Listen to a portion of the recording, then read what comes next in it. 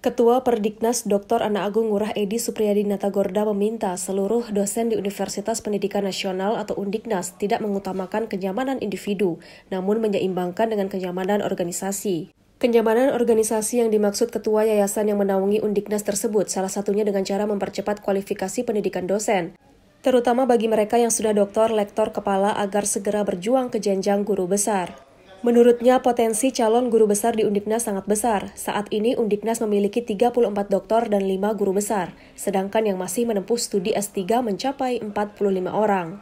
Perdiknas menurut Gung Edi punya komitmen yang kuat mensejahterakan pegawainya yang punya loyalitas tinggi untuk kemajuan organisasi, sehingga meskipun pertemuan tersebut informal dan berangkat dari hati ke hati, ia ingin ada hasil nyata minimal 1 tahun ke depan.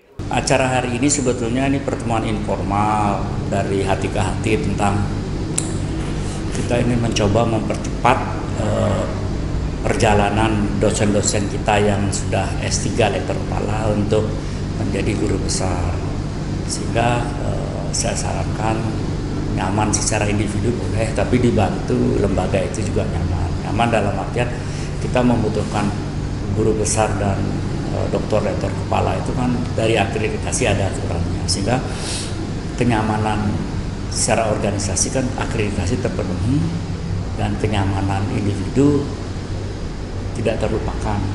Jangan sampai orang nyaman di individu tapi organisasi tidak nyaman, begitu juga sebaliknya. Sehingga tadi itu kita sudah menemukan beberapa solusi, sehingga saya harapkan tahun depan kita sudah bisa mempercepat proses tersebut. Dan tadi juga pengalaman pribadi Prof. di SD diceritakan tentang bagaimana mencapai jenjang tertinggi dari level dosen. Itu aja sih sebetulnya. Mencoba untuk mencari format bahwa keluhan itu bisa dilakukan, ditampung dengan cara-cara yang lebih kekeluargaan. Saya tidak suka orang berdiskusi di ruangan terbuka tetapi pikirannya tertutup. Lebih baik kita berdiskusi di ruangan tertutup dengan pikiran-pikiran terbuka. Saya pikir itu konsep saya, sehingga nanti organisasi ini tetap bisa maju tanpa mengabaikan orang-orang yang sudah berkontribusi di organisasi. Saya pikir itu. Yang kuliah S3 sebanyak 45 orang, tapi yang 2 sudah tamat dari Mahidol University di Thailand, dan kemarin dari yang dulu namanya IHDN dulu sudah tamat 2, jadi sisa 43 yang sedang berproses. Tadi pagi saya menerima Gong Pratnya yang akan tanggal 8 ini kuliah tatap muka di Australia. Tadi saya sudah berikan semacam diskusi jangan agar selalu menginformasikan kepada Perdiknas dan Undiknas hal-hal apa yang bisa dikerjakan bersama-sama. Tetapi kembali lagi persentase S3 yang masuk sudah lebih dari cukup, tetapi kan kembali lagi tidak berhenti di sana karena guru besar pun dihitung persentase. Nah, ini yang akan kita kejar. Mudah-mudahan tembok tinggi itu akan muncul lagi, karena menurut data kan yang termuda guru besarnya SK-nya kan Prof. Budiana tahun 2008, sedangkan mencetak guru besar berikutnya tahun 2021 Prof. Sri Subawu itu 13 tahun. Mudah-mudahan di kepemimpinan saya dan teman-teman dibantu agar tidak lagi terlalu jauh, tetapi mungkin bisa 2 tahun sekali, 3 tahun sekali. Kalau untuk dosen yayasan kita berikan bukan bonus, apalah namanya istilahnya, ketika dia guru besar dapat 60 juta dan dibantu proses pengukuhan guru besar. Tapi saya sarankan agar efisien pengukuhannya seperti Pak Rektor dulu melalui bersamaan dengan saat wisuda, tentu akan lebih efisien. Kita istilahnya tidak memberikan bantuan tapi memberikan tunjangan buku dan tunjangan pulsa, karena kan sekarang masih online, jadi kan mungkin itu bantuannya. Tapi kan kembali lagi kan tidak bisa langsung besar karena yang masuk adalah 45 orang. Kalau mungkin nanti tahun depan akan saya mencoba berdiskusi dengan rektor, kita batasin per semester, per tahun berapa orang, sehingga kita bisa all out membantu. Saya pikir itu. Karena nanti setelah mereka tamat tentu akan mendapatkan tunjangan per bulan, tunjangan S3. Nanti guru besar pun ada tunjangan guru besar dari Undiknas. Kita akan berhitung, mudah-mudahan nanti dibantu dari Perdiknas juga. Saya pikir itu yang ingin saya sampaikan. Mudah-mudahan pertemuan ini menjadi pertemuan yang awal, nanti akan ada pertemuan-pertemuan berikutnya dengan membicarakan hal-hal yang berbeda. Karena kan kita tidak di guru besar dan S3 level kepala, karyawan, guru, yang itu juga harus kita perhatikan. Untuk memberikan motivasi kepada dosennya, Gong Edi mengundang secara khusus salah satu guru besar Undiknas, Profesor Insinyur Gede Sri Dharma STMM DBA FPE. Diketahui, Prof. Sri Dharma sempat memecahkan rekor muri sebagai profesor termuda di usia 37 tahun. Menurut Prof. Sri Dharma, Undiknas telah berusia 53 tahun. Berbekal pengalaman panjang tersebut, ia yakin akan banyak lahir profesor-profesor baru dari rahim Undiknas. Ia pun membeberkan, regulasi untuk merengkuh guru besar saat ini dengan zamannya relatif sama. Bahkan sekarang justru lebih mudah karena akses informasi bisa diperoleh dari mana saja.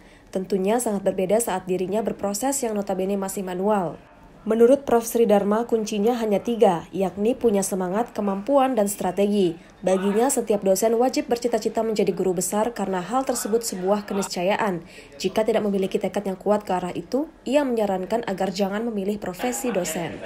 Karena Undiknas sudah berusia 53 tahun dan memiliki kualitas SDM para dosen yang saya katakan bagus, tidak ada alasan kalau dosen-dosen Undiknas punya kans yang besar untuk menjadi profesor.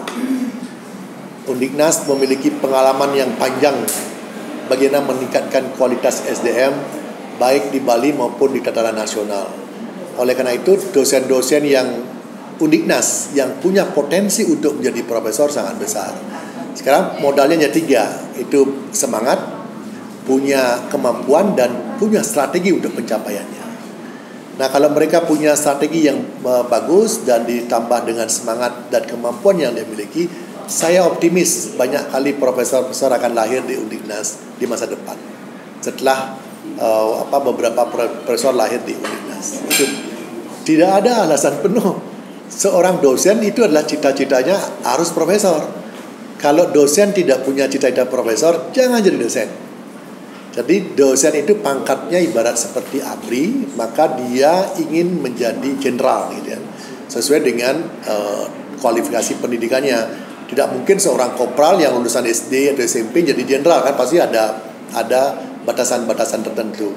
Nah, dosen tidak. Seluruh dosen itu mimpinya adalah menjadi seorang profesor. Dan ke depan saya yakin hanya dosen yang punya kualifikasi lah yang jadi bisa profesor. Artinya tidak lagi ada di dikotomi profesor apa enggak. Kalau sudah profesor pasti dosen. Ini yang diharap ke depan saya yakin. Oke, saya mungkin kalau dari sisi ya bukan menyombongkan diri begitu ya. Dari sisi sejak tamat S3 ke guru besar hanya butuh waktu 6 tahun. Dari golongan 3A mencapai untuk 4A hanya butuh waktu 12 tahun. Dan dari usia 37 tahun profesor, ini menurut saya keberuntungan saya pada saat itu. Tahu strateginya, punya momentum yang tepat, dan punya semangat yang besar. Dan sekarang mudah-mudahan juga ditiru oleh dosen-dosen yang lain gitu. Kalau dosen-dosen yang lain punya semangat yang tinggi, tahu cara pencapaiannya. Nah, tidak semua dosen mau bersusah payah untuk cara menghitungnya, cara mencapai strategi itu tidak banyak yang paham. Itu banyak sekali menyerahkan pada tenaga teknis. Itu sebabnya dia nggak tahu mana poin-poin besar, mana poin-poin yang dicapai. Saya yakin dosen Undiknas paham itu sehingga mudah-mudahan ke depan cepat mencapai profesornya. Oke, di zaman sebelum 2000 peraturan sekarang ya, saya lupa tahunnya itu. Dulu kan hanya 4 teragasi nasional atau 2 tulisan internasional begitu. Tapi seiring dengan kemajuan teknologi informasi, begitu mudahnya mencari sumber. Kalau dulu kan nyarinya di perpustakaan ya, perpustakaan universitas besar, apalagi kalau universitas kecil nggak mungkin punya perpustakaan. Nah, karena adanya IT, maka diyakini mudah untuk mencari sumber bacaan. Karena mudahnya, maka diharapkan kualitasnya juga akan harus meningkat gitu. Tidak hanya jurnal teragasi internasional, tapi lebih berkualitas yang kita sebut dengan peringkat Scopus gitu ya. Itu kan sebuah peringkat jurnal-jurnal yang berkualitas.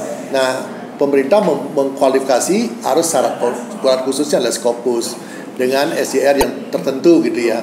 Dan Scopus juga memberikan peringkat bahwa pada ada Q1, Q2, Q3, Q4 dan seterusnya itu. Ini menunjukkan bahwa kualitas dari sebuah jurnal. Nah, apakah itu syarat utama sekarang bagi seorang profesor? Nah, selama itu dianggap berkualitas dan menunjukkan jati diri seseorang dosen yang menjadi sebuah keharusan sekarang.